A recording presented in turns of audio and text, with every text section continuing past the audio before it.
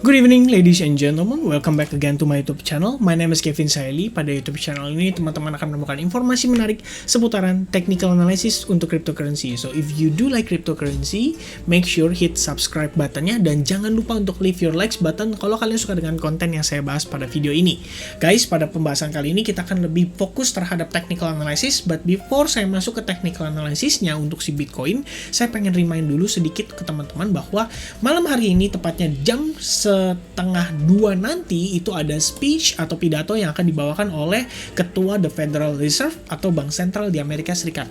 Ya, dan ini dijadwalkan ada beberapa stages ya. Yang pertama itu adalah FOMC Economic Projections. Jadi mereka akan melihat proyeksi ekonominya mereka selama beberapa bulan terakhir ya. Jadi pembahasannya kira-kira lebih hawkish atau lebih dovish ya, itu terhadap si greenback-nya atau terhadap dolar US-nya. Lalu ada FOMC statement yang menjelaskan tentang kebijakan apa yang kiranya mereka akan ambil dalam beberapa pekan ke depan atau minggu ke depan atau bulan ke depan ya. Pekan minggu sama by the way. Lalu ada Federal Funds Rate ya. Ini sebenarnya menurut saya pasti dampaknya itu negatif buat dolar karena nggak mungkin keputusan suku bunga itu dinaikkan ya dalam waktu dekat. Kalian bisa lihat sendiri di sini sebelumnya adalah minus 0,20 di bawah dari 0,25% dan belum pernah berubah semenjak entah kapan ya, udah lama banget nih ya. Terakhir kali berubah itu adalah sekitar Maret tanggal 16 2020 ya. Dari kurang dari 1,25% menurun menjadi kurang dari 0,25% dan sampai sekarang itu tidak pernah berubah.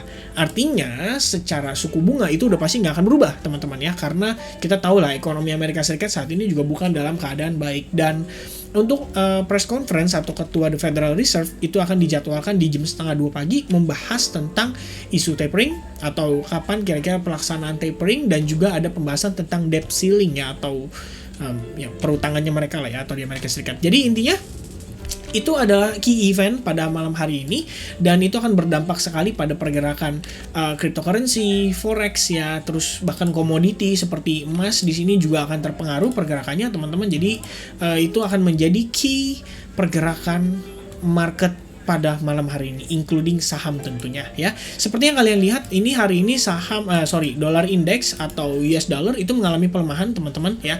So far kita ketahan karena di sini terbentuk semacam double bottom.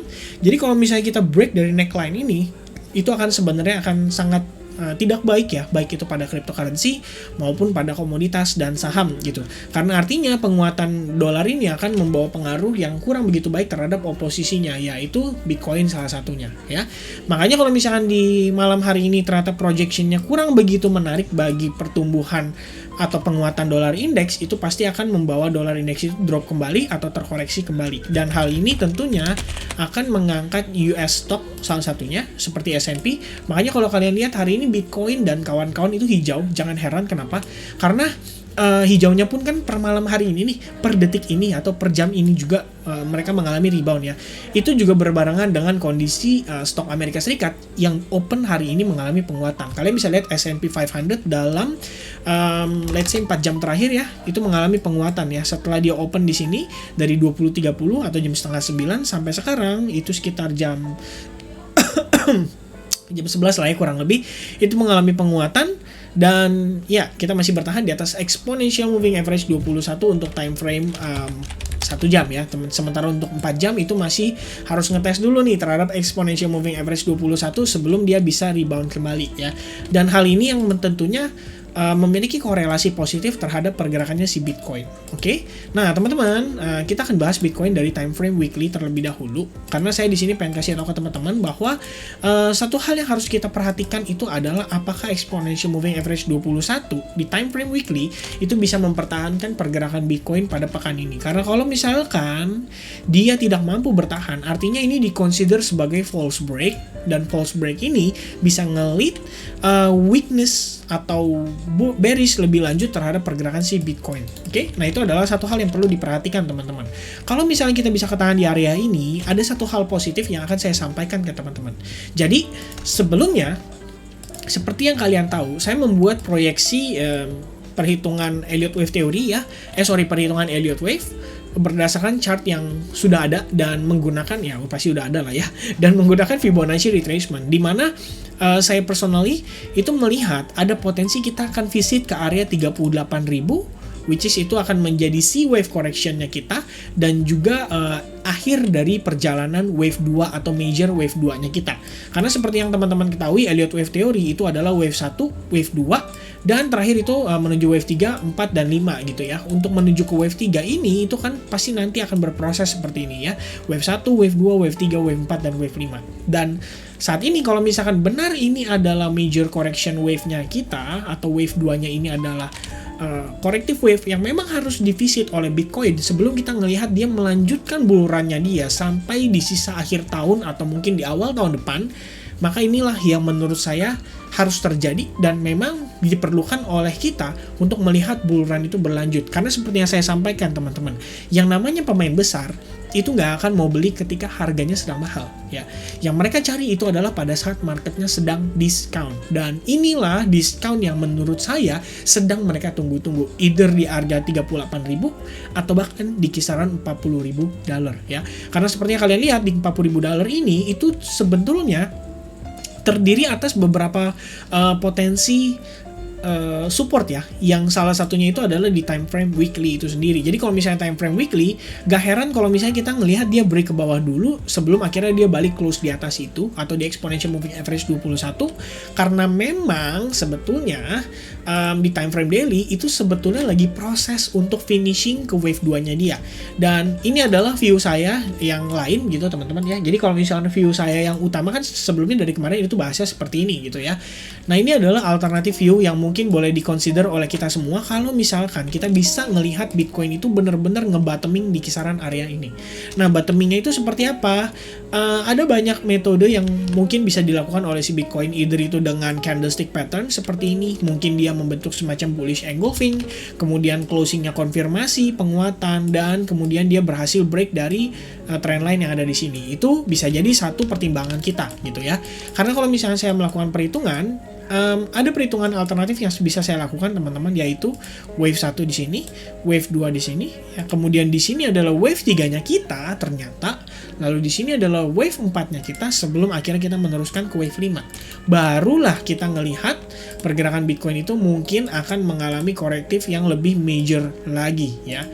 Seperti ini kurang lebihnya teman-teman ya. Itu baru asumsi aja. Jadi teman-teman nggak bisa langsung mengambil keputusan berdasarkan apa yang saya sampaikan di sini ya. Make sure kalian semua bijaksana dalam penggunaan video ini. Jadi not a financial advice dan disclaimer ya teman-teman. Nah kalau misalnya kita ngelihat posisi kayak gini, menurut lu apa mungkin Vin bakal seperti ini? Nah teman-teman inget loh ya, Elliott Wave Theory itu kan sebenarnya nggak cuman di antara nggak di antara Fibonacci 38,2 dan juga hanya 61,8. Ada kemungkinan juga dia ketahannya itu di Fibo 50% teman-teman. Which means koreksi 50% pada pergerakan terakhir itu merupakan hal yang wajar. Oke, apalagi kita ngelihat selama beberapa bulan terakhir itu kan mengalami gain yang lumayan teman-teman. Jadi kalau misalnya kita ngelihat bulan ini memang harus koreksi dulu dan koreksinya terbatas, itu akan jadi satu hal yang menurut saya cukup positif terhadap pergerakan si Bitcoin ya. Karena kalau misalnya saya tambahkan, ini adalah potential ABC correction kita. Oke.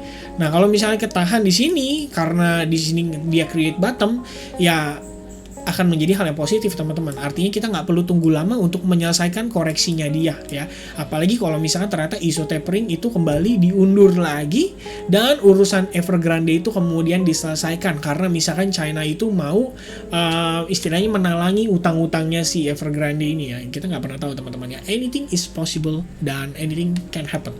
Oke.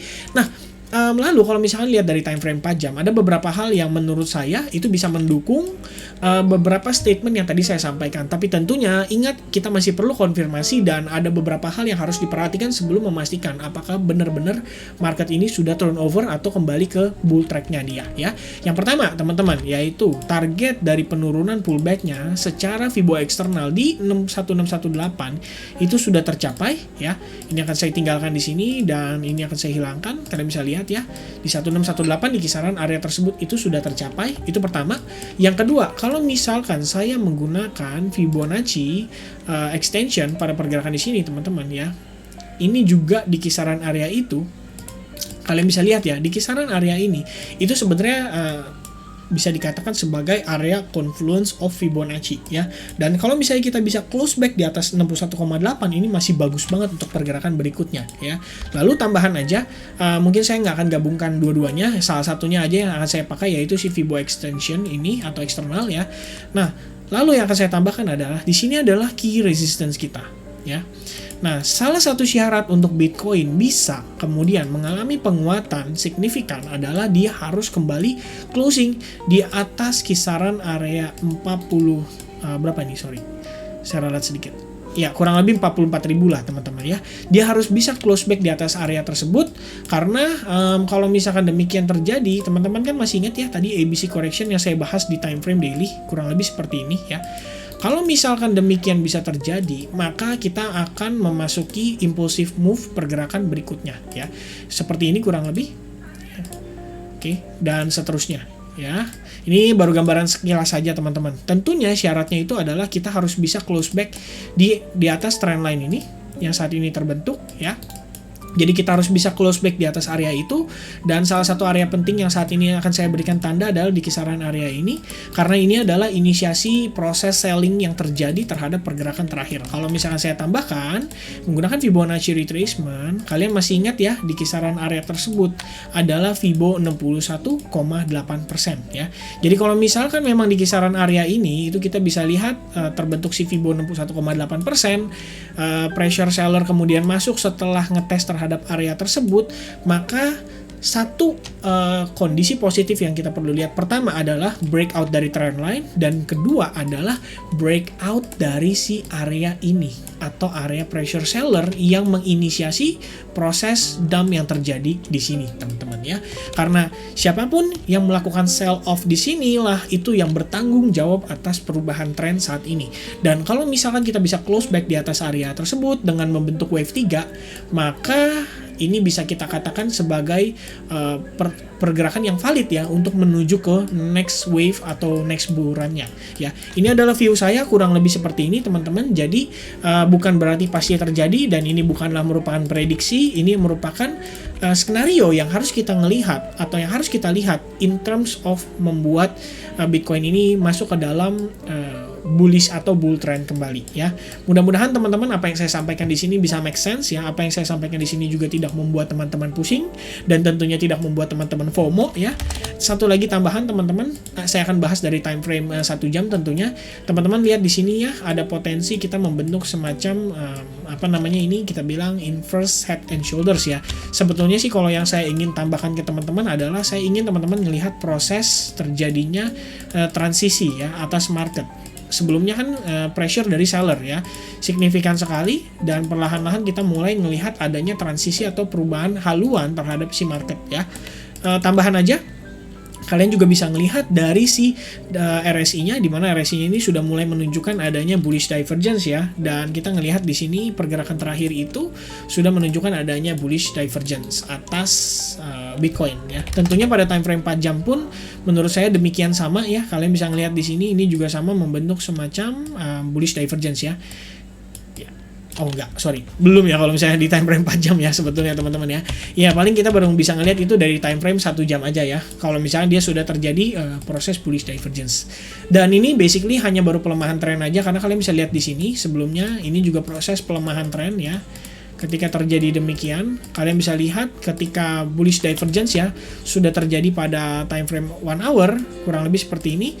Nah, ini kita mulai ada ngelihat pelemahan tren atau pelemahan pergerakan sebelum akhirnya kita bisa ngelihat pullback itu terjadi ya. Dan tentunya walaupun demikian sudah terjadi pelemahan momentum terhadap sellernya, belum tentu market itu bisa langsung turn around seperti ini ya. Bisa jadi proses berikutnya itu adalah kembali drop lagi. Makanya teman-teman harus memperhatikan dengan saksama dan dilihat ya sekiranya kita bisa kita bisa break dari kisaran Fibo 61,8-nya atau tidak ya. Dan tentunya ini melengkapi skenario saya atau pembahasan saya pada time frame 4 jam di sini kurang lebih ya. Nah, paling itu aja teman-teman ya. Mudah-mudahan apa yang saya sampaikan di sini bisa bermanfaat bagi teman-teman semua di dalam tradingnya dan juga di dalam pembelajaran analisisnya. Hopefully kita semua bisa survive ya melewati kondisi market saat ini. Dan seperti yang saya sampaikan sebelumnya, mudah-mudahan teman-teman sudah mempersiapkan banyak amunisi untuk melakukan serok kembali di pergerakan saat ini ya. Apalagi ya kira-kira ya saya perlu tambahkan ya. Saya rasa cukup sih itu aja teman-teman ya. Dari Elliott Wave Theory saya sudah sampaikan, bagaimana wave count saya sudah sampaikan juga, takutnya kelupaan ya. Tapi ya I think overall ini udah cukup ya teman-teman ya. Ya oke lah ya. Oke. Itu aja paling. Kalau misalnya kalian nonton sampai selesai ya, karena saya lihat ya komen terakhir itu banyak banget, ada sekitar 600 orang yang melakukan komen, dan saya sangat senang sekali ya, walaupun sebagiannya ada yang negatif. Tapi yang positif saya sangat apresiasikan teman-teman yang nonton sampai selesai. Dan kalau misalnya teman-teman nonton sampai selesai karena komennya tambah banyak, silakan komen 2% teman-teman ya.